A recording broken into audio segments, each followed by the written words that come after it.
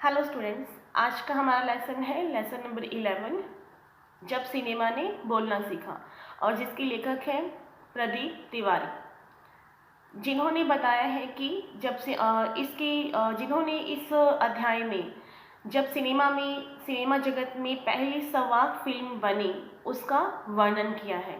यानी पहले क्या होता था कि सिनेमा जगत में मूक फिल्में बनती थी जिनमें आवाज़ मूक यानी जिनमें आवाज़ नहीं होती थी, सिर्फ जो इसमें करेक्टर्स होते थे वो अपने हाव भाव के माध्यम से ही अपनी बात को प्रदर्शित किया करते थे। लेकिन प्रदीप तिवारी जी ने बताया है कि धीरे धीरे सिनेमा जगत ने एक बड़ी उपलब्धि हासिल की और किस तरह से पहली संवाद फिल्म बनाई गई। तो चलिए शुरुआत करते हैं लेसन की। वे सभी सजीव हैं, सांस ले रहे हैं, 100% बोल रहे हैं। 78 मुर्दा इंसान जिंदा हो गए हैं, उनको बोलते बातें करते देखो। देश की पहली संवाद यानी बोलती फिल्म आलम आरा की पोस्टरों पर विज्ञापन की ये पंक्तियां लिखी हुई थी। यानी जब सिनेमा जगत में ये पहली फिल्म बनी, संवाद फिल्म बनी, तब जहाँ भी इसके पोस्टर्स लगे थे उन पर ये विज्ञापन छप रहे थे कि अब सिनेमा जगत में जो है वो जो करेक्टर्स जो कभी बोलते नहीं थे, सिर्फ हाव भाव से ही अपने बात को बताते थे, अब वे क्या है, वो जिंदा हो गए हैं और सांस ले रहे हैं, बोल रहे हैं। तो इस तरह के विज्ञापन जो थे वो छपने लगे थे। 14 मार्च 1931 की वह ऐतिहासिक तारीख भारतीय सिनेमा में बड़े बदलाव का दिन था। यानी पहली फिल्म कब बनी थी? 14 मार्च 1931 को, और ये एक ऐतिहासिक दिन था हमारे सिनेमा जगत के लिए, क्योंकि इस दिन कौन सी फिल्म बनी थी? संवाद फिल्म बनी थी। इस दिन पहली बार भारत के सिनेमा ने बोलना सीखा था। हालांकि वह दौर ऐसा था जब मूक सिनेमा लोकप्रियता के शिखर पर था। पहली बोलती फिल्म जिस साल प्रदर्शित हुई उसी साल कई मूक फिल्में भी विभिन्न भाषाओं में बनी, मगर बोलती फिल्मों का नया दौर शुरू हो गया था। अब इसमें लेखक ये कह रहे हैं कि जब संवाद फिल्म बोलती हुई फिल्म बनी थी तो ऐसा नहीं था कि मूक फिल्मों का बनना बिल्कुल ही बंद हो चुका था, लेकिन ये भी जरूर था कि संवाद फिल्मों का नया अध्याय शुरू हो गया था। पहली बोलती फिल्म आलम आरा बनाने वाले फिल्मकार थे अर्देशीर एम ईरानी। यानी इनके जो निर्देशक थे, फिल्मकार थे, वो कौन थे? अर्देशीर एम ईरानी। और पहली फिल्म कौन सी थी? आलम आरा। 14 मार्च 1931 को बनाई गई थी। अर्देशीर ने 1929 में हॉलीवुड की एक बोलती फिल्म शो बोट देखी थी। अब अर्देशीर को बोलती हुई फिल्म बनाने की प्रेरणा कहाँ से मिली? जब उन्होंने हॉलीवुड की एक फिल्म देखी थी शो बोट, तो उनके मन में बोलती फिल्म बनाने की इच्छा जगी और उन्होंने पारसी रंगमंच के एक लोकप्रिय नाटक को, जो नाटक रंगमंच पर होते थे, पारसी नाटक जो था, उसी को आधार बनाया था अपनी फिल्म की पटकथा की। फिल्म की कहानी का आधार उस पारसी रंगमंच के नाटक को ही बनाया था।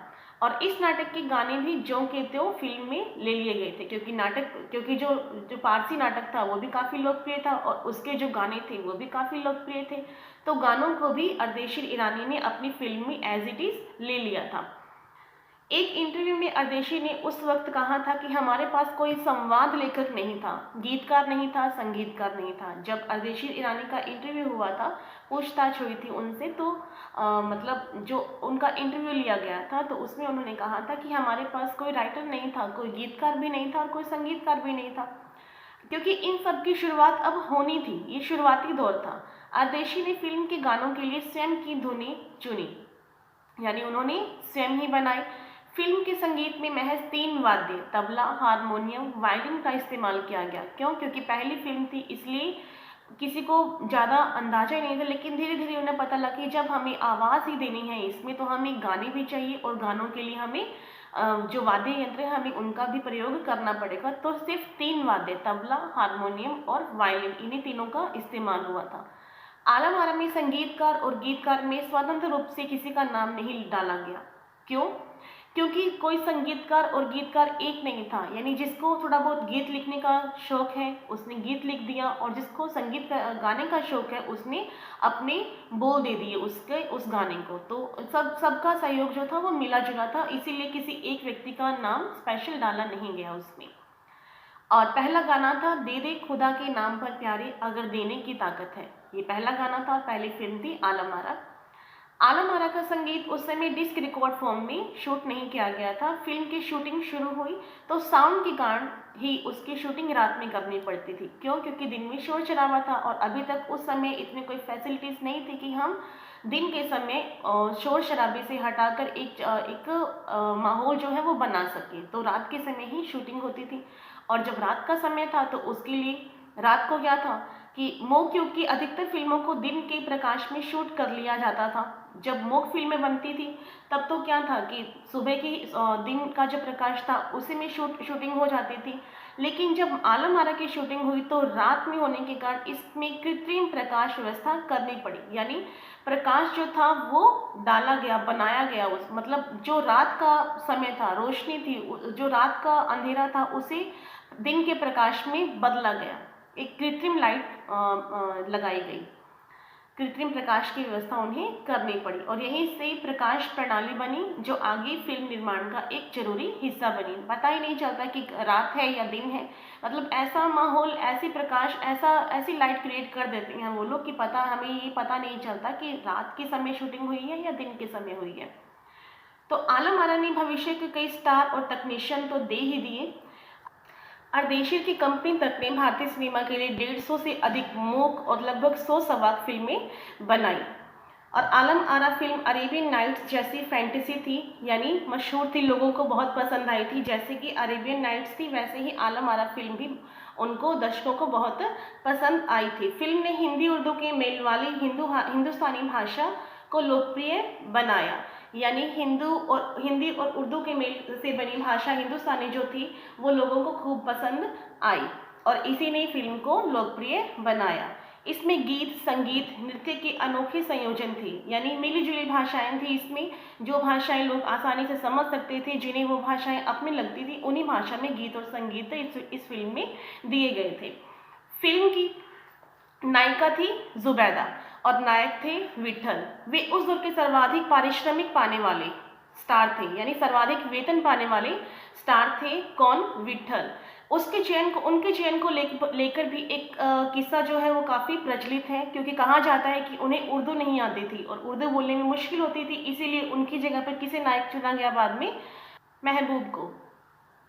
तो जब महबूब को नायक बनाया गया तो विठल नाराज हो गए थे और उन्होंने अपना हक पाने के लिए मुकदमा कर दिया था और उस दौर में उनका मुकदमा लड़ा था मोहम्मद अली जिन्ना ने, जो तब जबकि सर्वाधिक प्रसिद्ध, मशहूर यानी फेमस, प्रसिद्ध वकील हुआ करते थे। अब विठल जो थे वो मुकदमा जीत गए थे और भारत की पहली बोलती फिल्म के नायक बने थे।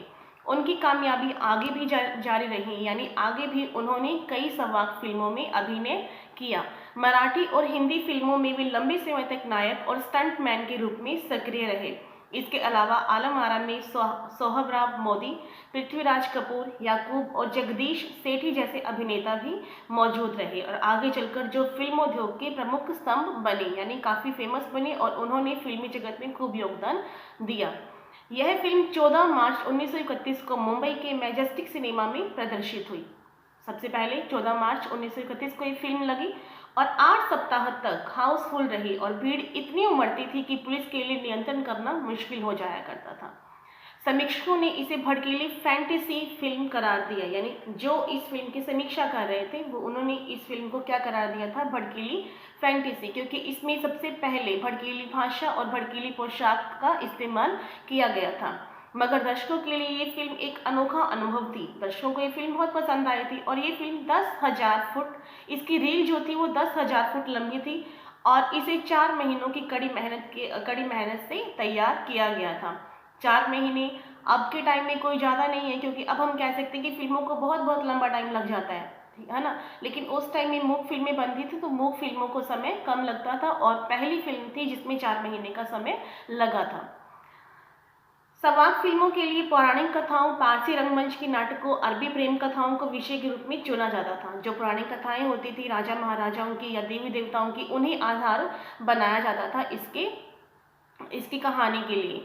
और इसके अलावा कई सामाजिक विषयों वाली फिल्में भी बनी थी। ऐसी ही एक फिल्म थी खुदा की शान और इसमें एक किरदार था महात्मा गांधी, जो कि महात्मा गांधी की जैसा ही था, जिसके कारण संवाद सिनेमा को ब्रिटिश प्रशासकों की तीखी नज़र का सामना करना पड़ा था, क्योंकि उन्हें ये लग रहा था कि कहीं संवाद फिल्मों के माध्यम से हमारे ऊपर हमारे बारे में कुछ गलत प्रचार तो नहीं किया जा रहा था। तो इसीलिए ब्रिटिश प्रशासक जो थे वो उस फिल्म के ऊपर अपनी नज़रें गड़ाए हुए थे। संवाद सिनेमा के नए दौर की शुरुआत करने वाले निर्माता निर्देशक अर्देशीर इतने विनम्र थे कि जब 1956 में आलम आरा के प्रदर्शन के 25 वर्ष पूरे होने पर उन्हें सम्मानित किया गया और उन्हें भारतीय संवाद फिल्मों का पिता कहा गया, तो उन्होंने इस मौके पर क्या कहा? उन्होंने कहा कि मुझे इतना बड़ा किताब देने की ज़रूरत नहीं है, मैंने तो देश के लिए अपने हिस्से का जरूरी योगदान दिया है। क्योंकि उन्होंने पहली बार संवाद फिल्म बनाई थी और उन फिल्मों के माध्यम से जो उसका फिल्मों का मेन हिस्सा होता था, उससे हमें एक शिक्षा भी मिलती थी, जिससे कि लोग उसे अपने जीवन में उतार सकते थे। तो देखा जाए तो एक तरह से उनका ये काफ़ी बड़ा योगदान था, लेकिन फिर भी वो इतने विनम्र थे कि उन्होंने यही कहा था कि मुझे इतना बड़ा किताब देने की ज़रूरत नहीं है, जो मुझे लगा, जो मैंने देश के लिए करना सही लगा, वही मैंने किया है। जब पहली बार सिनेमा ने बोलना सीख लिया, सिनेमा में काम करने के लिए पढ़े लिखे अभिनेता अभिनेत्रियों की ज़रूरत भी शुरू हुई, क्योंकि अब संवाद भी बोलने थे।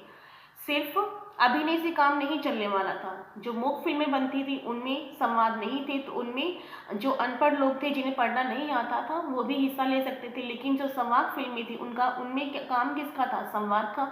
तो अब पढ़े लिखे अभिनेता अभिनेत्रियों की जरूरत महसूस हुई।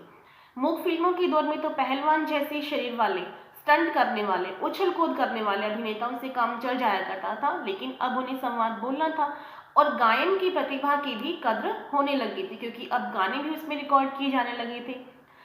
इसलिए आलम आरा के बाद आरंभिक संवाद दौर की फिल्मों में कई गायक अभिनेता बड़े पर्दे पर नजर आने लगे। हिंदी उर्दू भाषाओं का महत्व बढ़ा।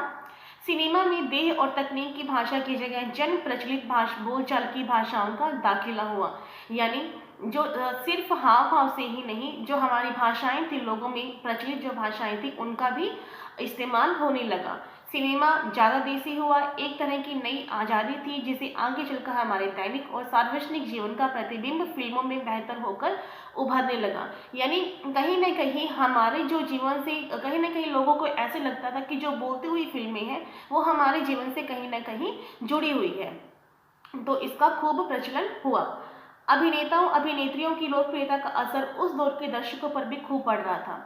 जो उनकी लोकप्रियता थी उसे लोग भी अपना रहे थे। जैसे माधुरी नाम की फिल्म में नायिका सुलोचना की हेयर स्टाइल उस दौर में औरतों में लोकप्रिय हुई थी। यानी जब भी हम देखते हैं कि हाँ किसी अभिनेता या अभिनेत्री ने ऐसा ड्रेस डाला है या ऐसी हेयर स्टाइल बनाई हुई है, तो उसका दौर जो उसका फैशन जो है वो चल जाता है। तो उस दौर में जो महिलाएं थी वो उसी तरह की केश सज्जा, यानी अपनी बालों की जो बनावट थी वो उसी तरह से करने लगी थी, जैसे कि फिल्म में नायिका सुलोचना की थी। और अर्देशीर ईरानी की फिल्मों में भारतीय के अलावा ईरानी कलाकारों को भी स्थान दिया गया था, यानी सिर्फ भारतीय ही नहीं थी, उसमें ईरान के कलाकार जो थे उनको भी हिस्सा बनाया गया था। स्वयं आलम आरा भारत के अलावा श्रीलंका, बर्मा और पश्चिमी एशिया में पसंद की गई थी। यानी सिर्फ भारत में ही नहीं, श्रीलंका, एशिया और पश्चिमी एशिया और बर्मा में भी इसकी खूब ख्याति हुई थी, प्रसिद्ध हुई थी ये फिल्म। भारतीय सिनेमा के जनक फाल्के को संवाद सिनेमा के जनक अर्देशीर ईरानी की उपलब्धि को अपनाना ही था। यानी भारतीय सिनेमा की पहली फिल्म किसने बनाई थी? फाल्के ने बनाई थी। और जो फाल्के इसलिए भारतीय सिनेमा का पिता किसको कहा जाता है? फाल्के को। और अर्देशीर ईरानी की उपलब्धि, लेकिन पहली बोलती हुई फिल्म किसने बनाई थी? अर्देशीर ईरानी ने। इसीलिए संवाद फिल्मों का जनक किसे कहा जाएगा? अर्देशीर ईरानी को। तो जो फाल्के साहब थे उन्हें भी उनकी उपलब्धि को मानना पड़ा, उनका भी उपलब्धि को उन्हें अपनाना पड़ा, क्योंकि वहीं से सिनेमा का एक नया युग शुरू हुआ।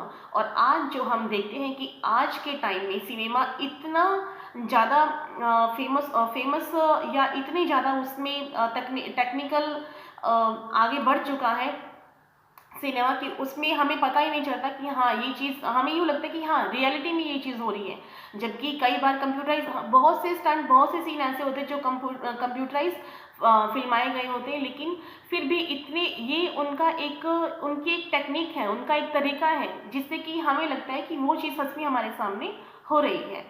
तो इस लेसन से इस लेसन से हमें क्या समझ में आया कि सबसे पहले जो मूक फिल्में थी, मूक फिल्मों के बाद संवाद फिल्मों का दौर कैसे शुरू हुआ और किस किस तरह की परेशानियां उन फिल्मों को, एक नया काम शुरू कर, जब हम एक नया काम शुरू करते हैं तो हमारे सामने भी बहुत सी मुश्किलें आती हैं। इसी तरह से जब संवाद फिल्में शुरू की गई थी तो जो डायरेक्टर थे उनके सामने भी थोड़ी बहुत नहीं कह सकते, कई मुश्किलें आई थी और इस तरह से एक पहली बोलती हुई फिल्म का निर्माण हुआ था, तो जिससे कि सिनेमा जगत को एक नई पहचान मिली थी और लोगों को भी वो फिल्म खूब पसंद आई। तो यहाँ हमारा ये लेसन कंप्लीट होता है। Thank you.